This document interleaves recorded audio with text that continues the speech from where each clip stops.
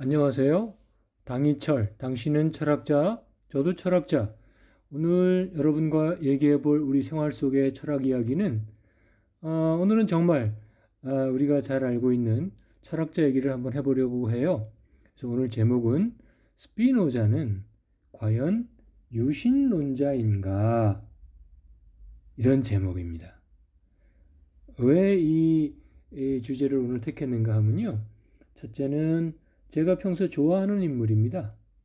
바룩 스피노자 좋아하는 사람이고, 두 번째는 우리도 이제 꽤 여러 영상이 만들어졌으니까 한번 좀 제대로 철학 얘기를 한 번쯤은 해보는 것도 괜찮겠다.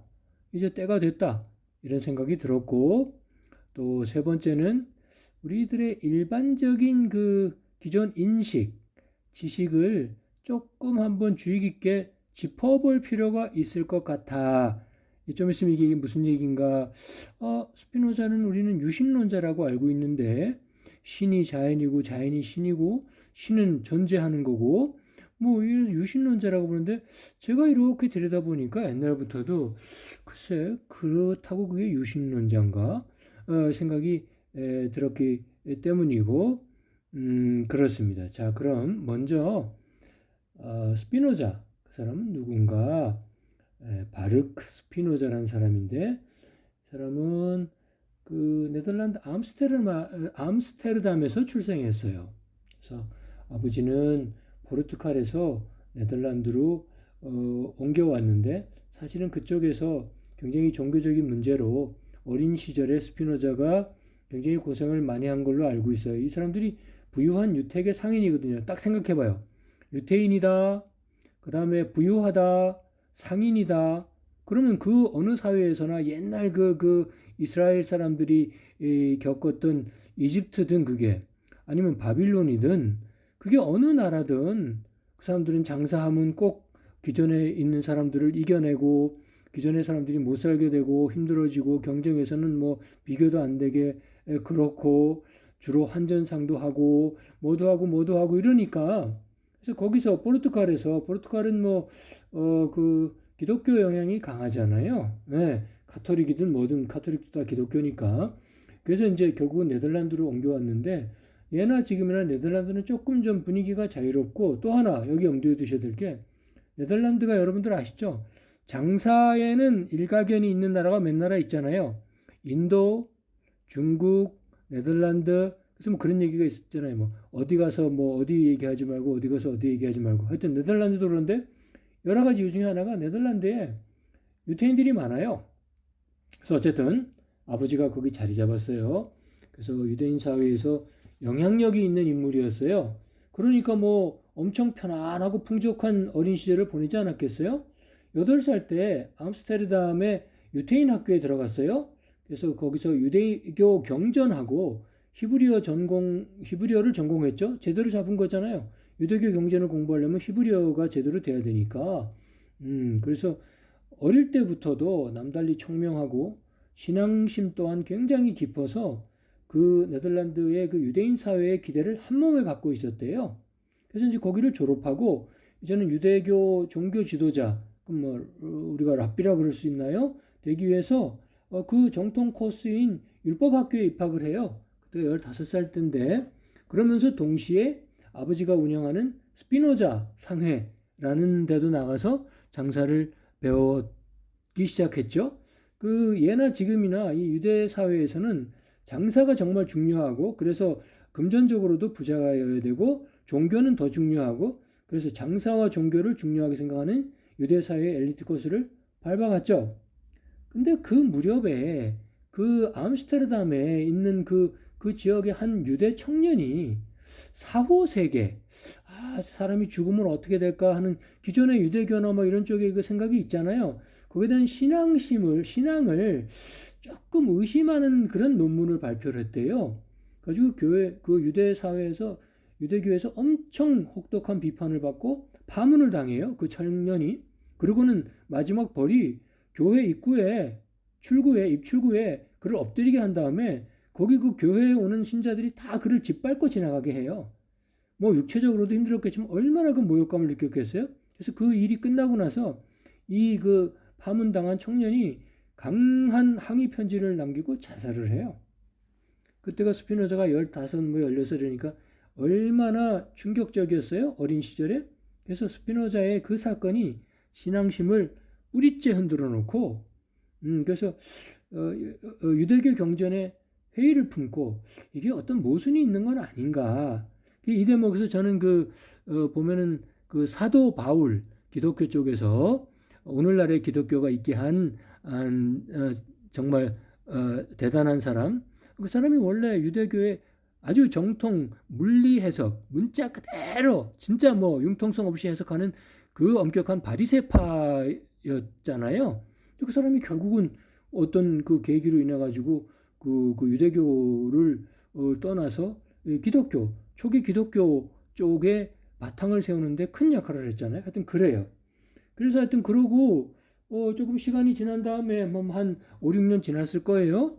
그래서 그때가 21살 때인데 그 정식 코스를 또 밟지 않고 그때는 이단이라고 여겨졌던 어떤 학교에 라틴어 학교에 들어가요. 라틴어 그러면 벌써 유대교하고는 좀 거리가 멀잖아요. 히브리어 학교가 맞지. 라틴어면은 뭐 이를테면 뭐 기독교 뭐 카톨릭 뭐 이런 쪽 아니에요. 그래서 거기 들어가가지고 라틴어 히브리어가 아니라 뭐 히브리어는 이미 다 했으니까 그런지 몰라도 하여튼 라틴어와 신학과 코페르니쿠스의 그 천문학이라든가 데카르트의 철학이라든가 이런 걸 공부해요. 그러니까 새로운 사상과 학문이죠. 그 당시만 해도. 그러니까 유대교 사회는 엄청 당황한 거죠.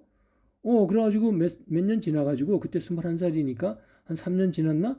유대교의 장로들이 교회에 대한 태만, 너 요즘 교회 너무 태만하다. 그 다음에 너 조금 이상한 생각이 보이는 것 같아?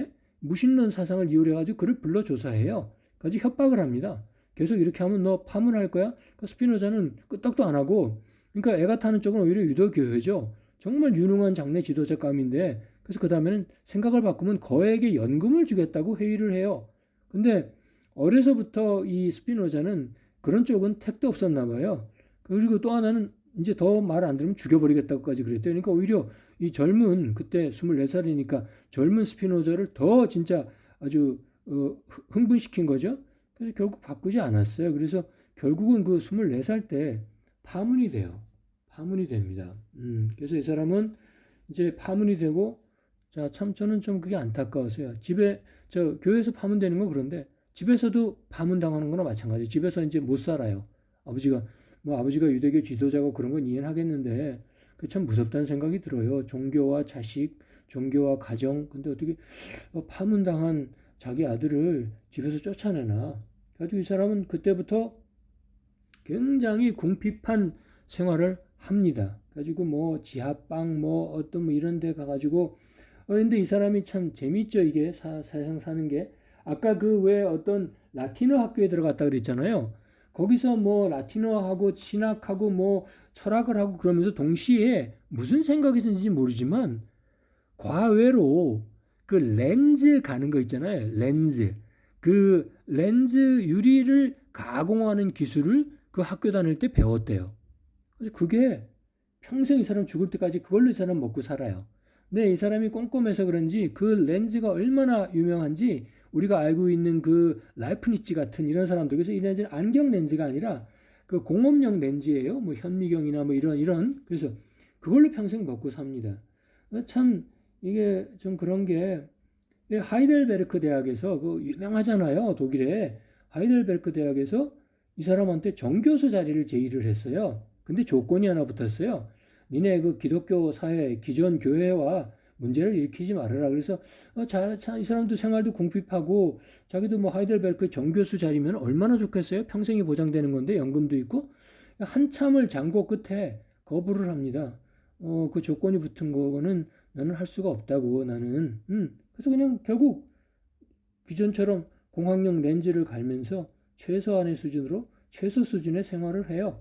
그러다가 45살 때 죽습니다. 45이면 뭐 얼마예요? 그렇죠? 파문당어부터 한 21년 뒤에 죽잖아요. 결핵으로 죽어요. 결핵이라는 게 여러분 아시겠지만 영양실조가 가장 큰 원인이거든요. 뭐 어떤 사람들은 그래요. 그 렌즈를 갈면 유리섬유가 있어서 그게 뭐 폐에 그래서 폐결핵 그것도 이유는 돼요. 이 사람은 후원자도 무지 많았는데 정말 급하고 궁박한 경우가 아니면 그때도 딱 필요한 금액만 딱 받고 이랬어요. 자, 그래서 스피노자 누군가를 이렇게 길게 봤고요. 짧게 그의 신학적 주장의 핵심을 제가 보면요. 이렇게 말씀드릴 수가 있어요. 이 사람은 이렇게 얘기했어요. 자연이 곧 신이라 그랬는데 여기서 스피노자가 말하는 신이 누군가를 이해할 필요가 있어요.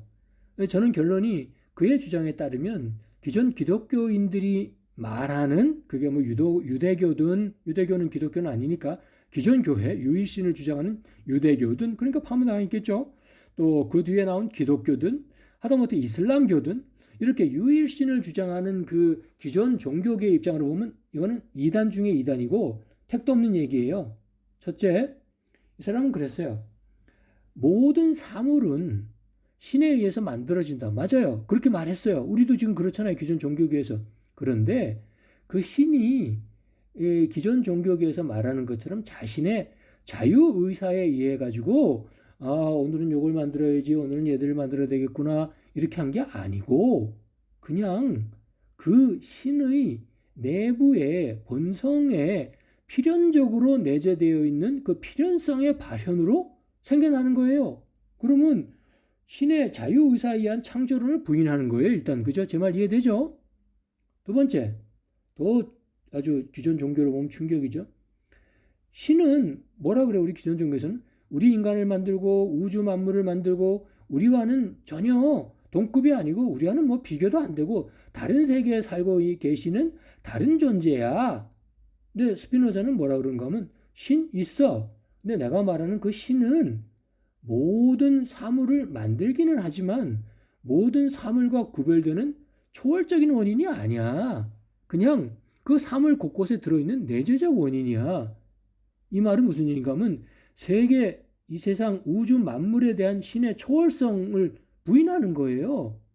우주 자연질서 즉 세계 바깥에서 세상을 창조하고 보존하는 그런 그 초월적인 존재가 아니라 그 신도 우리가 살고 있는 우리 세계 안에 있어. 그 자신 또한 세계 자체야. 그래서 그런 형태로 세계를 창출하고 그냥 그러는 거야. 이건 다른 얘기잖아요.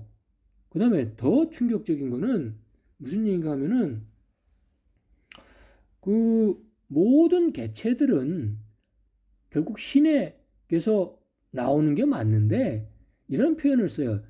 신의 양태, 신의 일부가 신의 속성 중의 일부가 유형적인 형태를 취하고 나타나는 거예요. 그 말은 무슨 얘기인가 하면은 신의 일부로서 우리가 개체들이 태어나는 거기 때문에 인간이고 뭐 자연이고 나무고 뭐고 그 개체들 또한 신과 마찬가지로 모종의 신성을 지녀야 한다. 엄청난 얘기잖아요. 왜? 거기서 나왔잖아. 그럼 그 나온 개체들은 그 신의 일부분인데 그러면 신이 신성을 갖고 있으면 그 개체들, 양태들도 신성을 갖고 있어야지.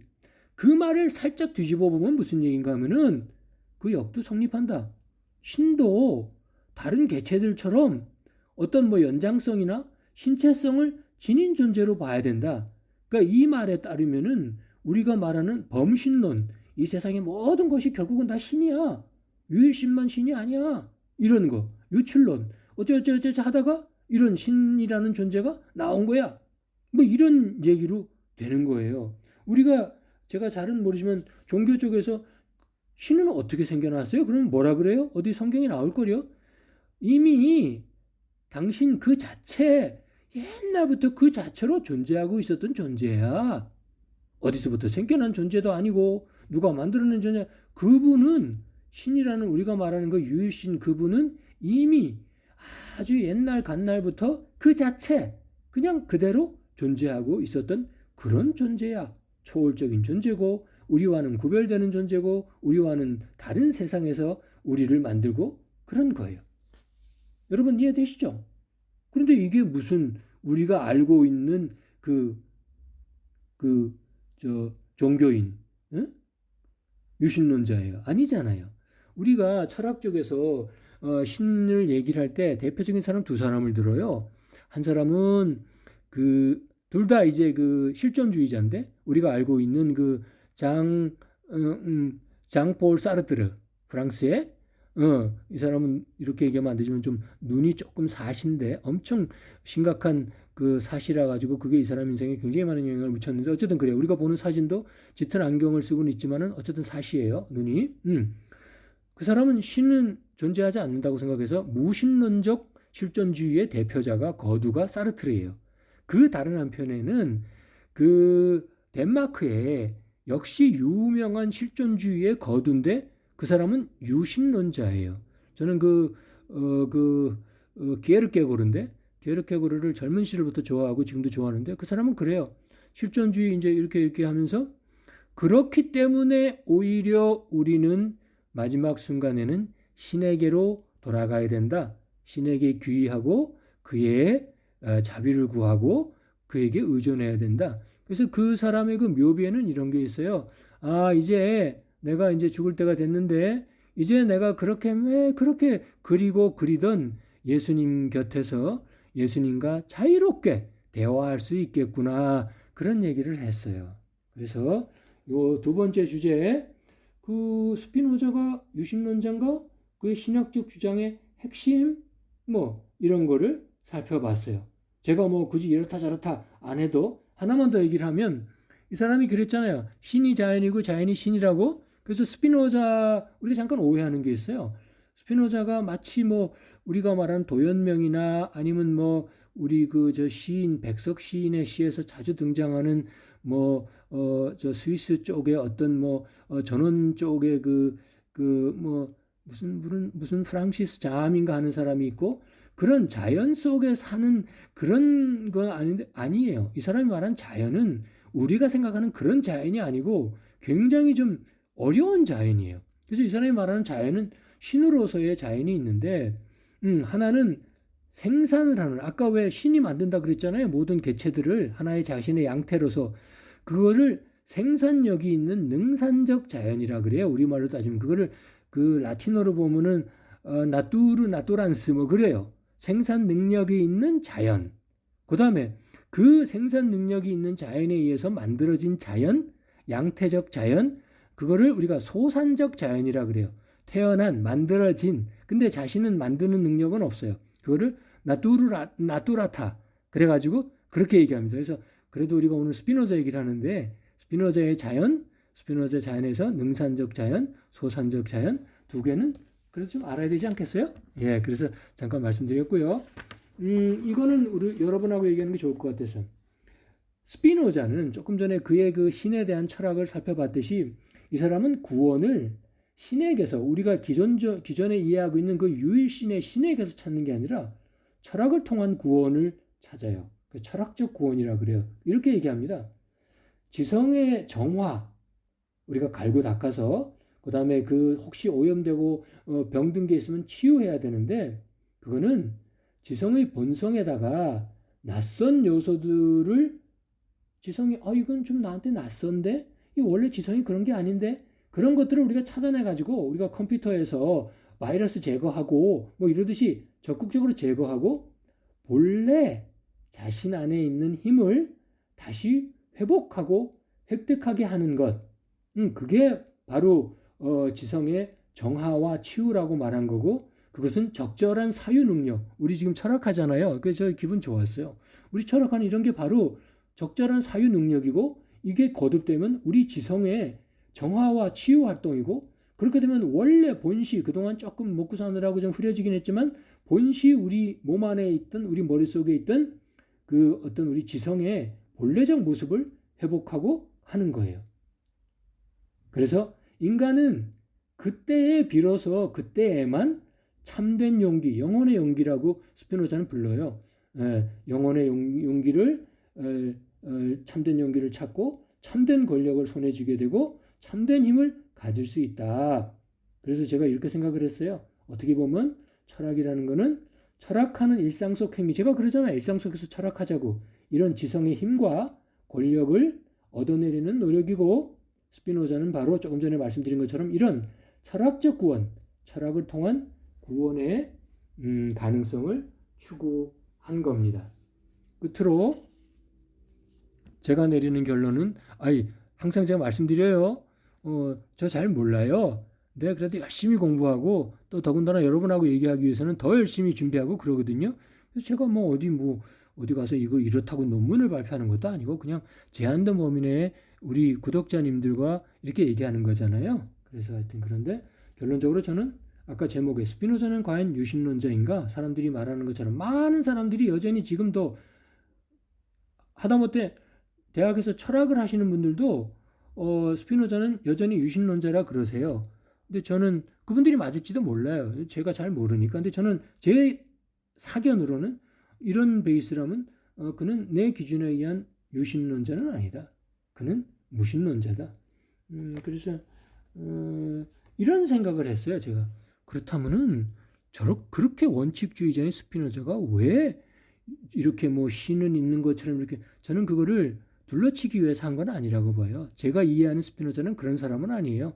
정말 제가 볼 때는 너무 지나친 원칙, 철학자답기는 해요. 제가 볼 때. 근데 이 세상을 우리 살아내야 하잖아요. 저도 지금 살아내고 있는 거고. 그 제 당이철이 뭐라 그랬어요? 오늘도 당당하게 꿋꿋하게 이 세상을 살아내는 그래서 저도 당이철이라고 말씀드렸잖아요. 살아내는 겁니다. 살아내야 하니까 우리로서는 저 개인적 견해로는 참 융통성이 부족하고 좀 더 심하게 말하면 아집이고 그런 생각이 들어요. 그래서 그는 아까 얘기 드린 게 그 사람이 요령을 피우느라고 여기다 슬쩍 신이라고 신도 아닌 것 같은 개념을 신이라고 넣은 건 아니에요. 그런 양반은 아닙니다. 그 사람은 제가 볼 때에 어린 시절부터 자기가 가지고 있던 그 독실했던 그게 유대교든 뭐든 그게 큰다고 그게 생각이 바뀐다고 그게 없어지겠어요? 그런 그 생각이 자기는 있는 거고 그게 철학적으로 조금 변형이 돼서 자기는 그래도 그게 신이야. 신이 없다고는 생각 안 해. 이렇게 말한 거지 그거를 뭘 슬쩍 비껴가려고 그랬던 건 아닌 것 같아요. 그래서 저는 결론적으로 그는 제 사견으로 무신론자였다. 그래서 신 없이 우리가 알고 있는 그런 유일신, 절대자로서 창조주로서 우리와는 비교도 안 되는 다른 세계에 사시면서 우리를 지켜보고 있는 그런 자유의지 있는 그 신 없이 그럼에도 불구하고 여전히 이 사람은 신 속에 살잖아요. 신 안에, 자연 안에. 그래서 신 없이 신 안에 사는 삶을 살다가 짧은 아까운 45세의 그 삶을 마감한 참 불쌍하고 이 양반이 지금은 엄청 유명해졌지만 이 사람이 죽기 전까지만 해도 이 사람 별명이 왕따 철학자예요. 그래서 저는 이렇게 생각해 봤어요. 첫째 왜 왕따지? 다른 철학자들로부터 왕따되는 거예요. 워낙 이 사람이 수학에 엄청 귀재입니다. 그래서 자기의 그 소위 뭐라 그러죠? 그 어떤 그 자기 이론을 수학 이론이 아니라 이런 그 물리적인 이런 그 윤리학, ethics, 윤리학을 수학적으로 증명한 사람이에요. 얼마나 수학이 뛰어나면. 그래서 이 사람의 그 책 중에 그 윤리학을 수학적으로 증명한 그게 제일 유명합니다. 근데 그건 어려워서 제가 읽지도 못하고. 그래서 하여튼 제가 지금 이 얘기하는 게 왜 왕따냐? 다른 사람들로부터, 다른 철학자로부터 그거. 그 다음에 세상으로부터. 세상이 자기를 파문했잖아요. 가족도 자기를 파문한 거잖아요. 유대교 사회로부터. 그 다음에 또 하나는 자신이 능동적으로 고립과 고독과 단절을 실현한 측면도 있잖아요. 응? 여러 가지 이유가 있겠죠. 자기 철학하는데 방해가 되거나 이 세상이 더러웠거나 이런 거나. 그죠? 그래서 결국은 이래저래 왕따 철학자로 살다가 그래도 그 사후에 여러 가지 이 사람에 대한 그 연구가 보다 본격적으로 이루어지고 그래가지고 대단한 철학자로 아직도 연구가 미흡한 그런 철학자로 지금 분류되고 있어요. 오늘도 제 영상 봐주시고 이 얘기 들어주셔서 고맙습니다. 저는 개인적으로 오늘 기분 좋습니다. 스피노자, 우리가 그래도 철학하는 프로그램인데 제대로 된 철학자 스피노자의 삶과 그가 말하는 신은 자연이고 자연은 신이고 능산적 자연과 소산적 자연과 이런 부분들 철학 속에 우리의 구원이 있고 이런 부분을 여러분과 살펴볼 수 있어서 좋았습니다. 고맙습니다.